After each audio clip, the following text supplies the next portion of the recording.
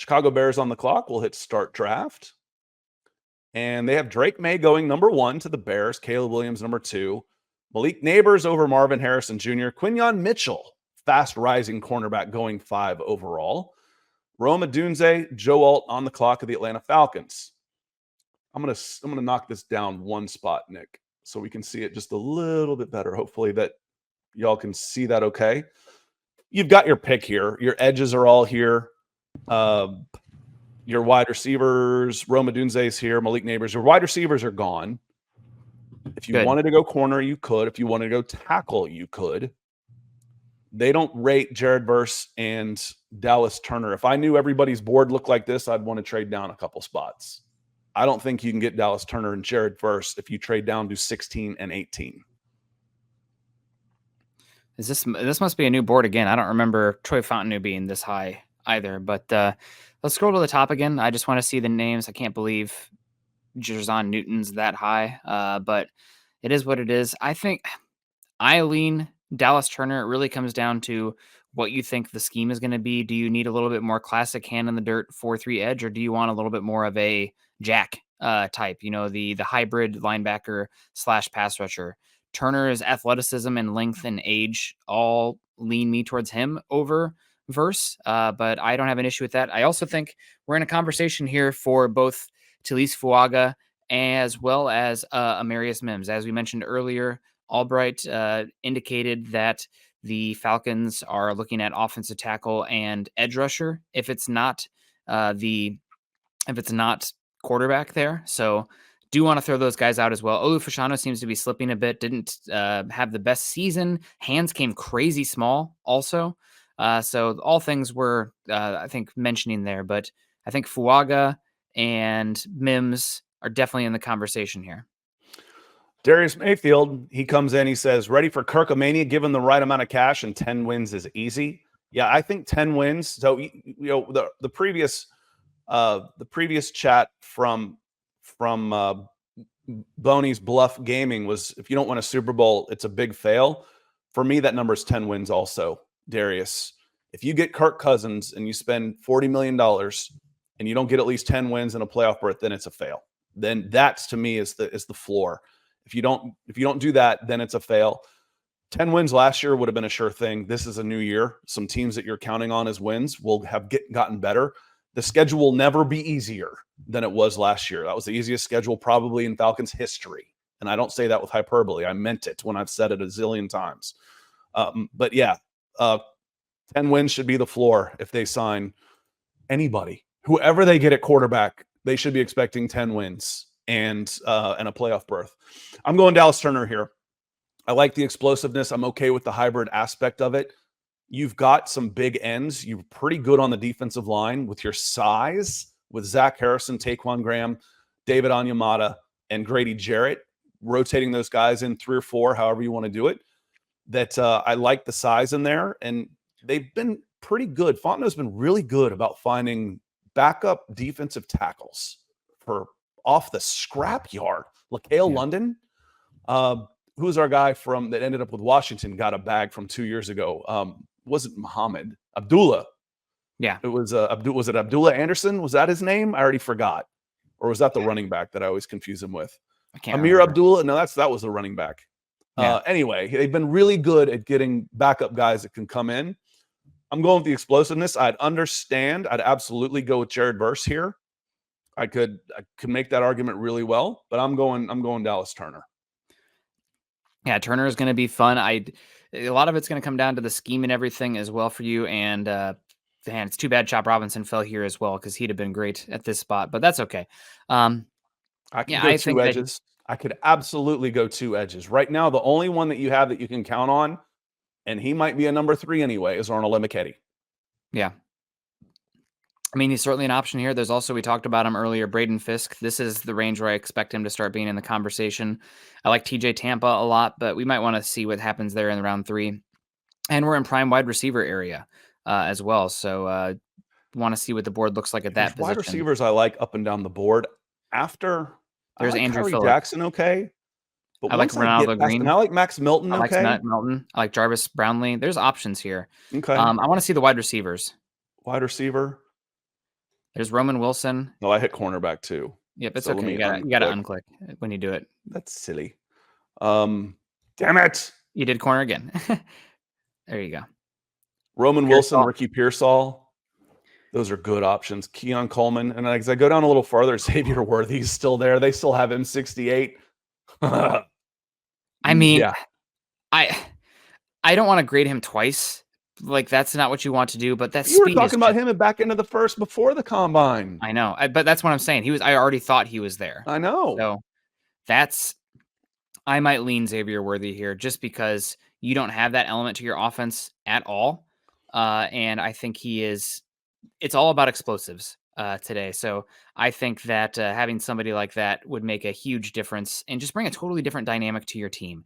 Falcons fans, could you get behind a slot type receiver who runs a 4-2-1, who was very productive at Texas? Yeah, I could take him. And if Jeremy Sean says Worthy is getting overdrafted 40 times or overrated, yeah, the thing is, like Nick said, Nick liked his game enough that he was talking about him at the back end of the first round before the combine. I'll back him on that. TJ Tampa is a solid option too, Michael. I agree with that. But I could go here. Any of these wide receivers, I'd be happy with at 43. I'd be happy with Roman Wilson.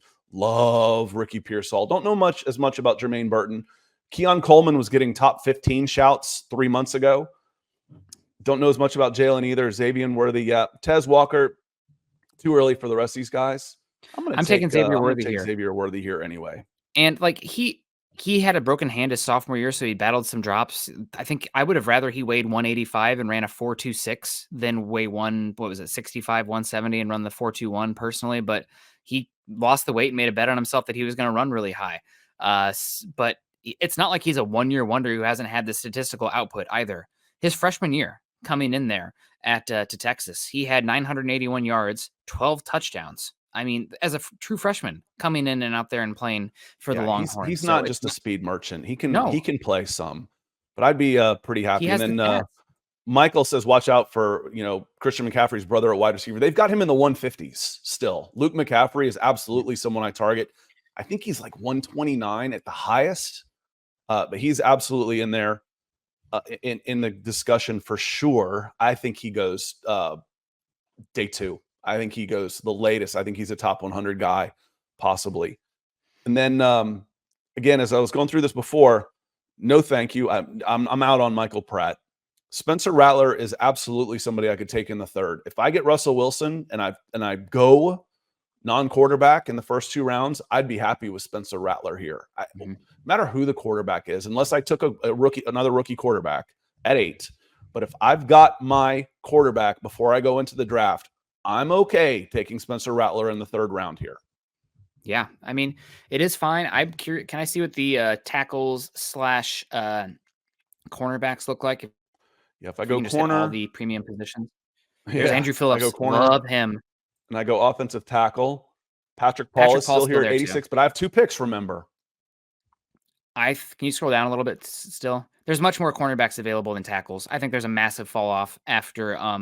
Love a lot of these cornerbacks still. I'm not buying because I did one of these just to test the mock draft before I went, and I took Christian Jones in the 4th. Christian Jones is hard for me because he looked really good at the combine, but I think his tape at Texas was not great. And he was okay at the Senior Bowl, and he's got a lot of tools. So 4th round for Christian Jones, I can live with that. I think I like the cornerback options. And then here's my guy right here at 141 is Roger Rosengarten. Right, that's a cheat code for me. He should go top 100. That's a cheat for me at offensive tackle. I would take him in the 4th at 110 in a heartbeat. Yeah, he's going to go somewhere from like 80 to 105. I think that you should go with scroll down. That's okay. If I was in charge here, I just think there's such a drop off in tools and talent that I would lean Patrick Paul here. He's a really interesting person too. Tested great, has incredible length. From Nigeria. He's actually somebody who wants to go back to Nigeria when he's done. He's got a lot of interest. He's also taken up martial arts and boxing to work with the hands and the frame of him. And I think that the overall size, length, movement skills, you don't typically get that this far. I think he's going to go somewhere top 60. So I think he's the obvious choice For you in this situation, especially if you want to look at the other cornerbacks, I liked about 6 or 7 of the guys still available there, and I think you'll get them later in the third, where Paul, I think, is going to come off the board in the next 5 to 10 picks. Holy Morale says, Bluff Gaming, Russell Wilson beat Jalen Hurts or couldn't beat Jalen Hurts or Brock Purdy. Russell Wilson is done. Yeah, but he was able to beat Jared Allen and Patrick Mahomes. See how that game Josh works? Allen. It's a team game. See how that game works? Yeah, Yeah. It's silly to play that game with a small enough sample size. I'll prove anything you want to. Lost to Zach Wilson, but beat Patrick Mahomes. Yeah, that makes sense. It's a team game, y'all. It's a team game. Yeah.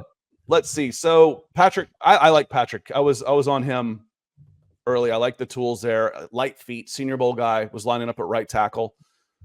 I also, when I last did this, knowing that safety number 2 is a big option, I've taken Cameron Kitchens here in this spot to fill that safety spot you need. But yeah, I like the tackle. I would look down the board and hope that I could still get, and I still might go safety here. It's still a big need. Have you seen how many safeties were cut in the last 24 hours, Scott? Yeah, that's true also. So the Falcons might get their safety in free agency. For cheap. Cheap. So I think I would not be looking to pay or draft a safety here. You have cornerbacks galore here, options. I really like Renardo Green. I really like the other one was further down too that we talked about. It was Max Milton was still on the board, I think. The one though, I mean, I like just Max. talked about him. I like Michael Hall. There's a pick at 100. He's a good one too. The one who stands out for me here though, Scott, Andrew Phillips from Kentucky. There's just an energy he brings. See a corner? Good, because I need a corner. We need a corner here. We need somebody to come in and compete at quarterback too. He tested really well, Scott. And I thought the drills too. He just the first one in and out of the drills, very competitive. I thought he stood out at the Senior Bowl. Has good size as well. Let me pull up the relative. You know who I got at center, and I still might do this. I might just say this is what I'm doing, Nick. With the next pick is Bortolini is still way down on this board at center, and he had like an historically good testing. He would have placed with the defensive backs at center if you took his L cone and his shuttle. People call it 3 cone. I still call it L cone from way back. L cone and 3 cone is the same thing. It's set up at an L. It's 3 cones set up in an L shape on a right angle. Andrew Phillips, though, just the athletic testing, he was in the good enough category for the speed, 4.48, 157. So that's okay, but explosive, the vertical and the broad, 42-inch vertical, 11-foot 3-inch broad. And the only thing really that's standing out here that's not above average is the height, where he's 5'11". I don't mind that so much. So I like Phillips a lot. Congress said, I've read Bortolini isn't a good enough center, though, so who cares how he tests? Well, if you've read it, then it must be true. You can watch. I put his video up on youtube.com/Scott Kennedy, where you are. It's recent. So if you go to videos and look recent, he's pretty good, man. He's pretty good. He hails up at the point of attack. His second level, his pulling, as you might expect with him. And if I can get him, what is that, 5th round? If I can get Bortolini in the 5th round, are you joking? Yes, please. So Bortolini can play. And if I can get him in the 5th round, I really, really like that pick. So I'd go that way for sure. And I probably will if it comes up again. For this one, 110, I like Michael Hall Jr. a lot. He is quick as a cat off the ball, little bit undersized, just a shade, but that's okay. I don't need him right away. He's a backup coming in, and I can bring him in on 3rd downs and use his quickness and drop him inside. So I'm going Michael Hall with this pick at pick 110. Michael Hall, Ohio State. And there's Christian Jones still sitting there at tackle. I could go another tight end. There's Theo Johnson, who also really went. Michael Lewitzki says, I like tortellini. Yeah, me too. Spinach and cheese. I'm a vegetarian. The spinach and cheese tortellini. Yes, please. Theo Johnson, there's not a bad pick. You could use another tight end. And speaking of testing, his video, he was a Senior Bowl guy too. His video's on the page. And his testing number was fantastic. Fantastic. Yeah. Like that pick. That becomes a best player available type of guy right there at tight end. Tyler Davis isn't bad. Wingo had a good combine with that guy with the previous pick. Joe Milton, if you wanted to get your flyer here, we're in the 5th round. Yep. Still might be one early for me. Yeah, it's kind of coming down to, as I scroll down here within the next 20 picks, I might go Theo Johnson on this one. He's going to go top 80. What do you know about tight ends? There's no position in football that is as correlated to take the big guy who runs fast, and you're probably going to be okay. Teams in college really don't know how to use and implement the tight end and develop them unless your name is University of Iowa. And I just did not love the power spread usage that they had for Theo Johnson, but they trusted him. They used him all over, and he tested like an absolute freak. So take the big guy who can run fast. What? Are you talking about Theo? Yes. I'm taking Theo here. Yeah, he's not going to be here. Becomes another best player available, and it does fit a need. Yeah. He does fit a need there. Now that you've cut Jonnu Smith, you need another tight end. I like Kamani Vidal at 181. I don't think I need another running back. I don't need to use a draft pick on a running back anyway. I'll wait to see which one of these 1,500-yard college rushers doesn't get drafted at all, and then I'll get on the phone with them and try and get him as a UDFA. And this is the point. I bet he's gone now. If I go center, I waited one too long to get interior offensive lineman. Oh, there's Tanner Bortolini at 210. I'm taking him now. Yeah, just take him. I'm taking him now. Again, check out his video. His numbers, he's the best. He tested better, actually. He set the record for either Elkhorn or Shuttle or both for interior offensive linemen.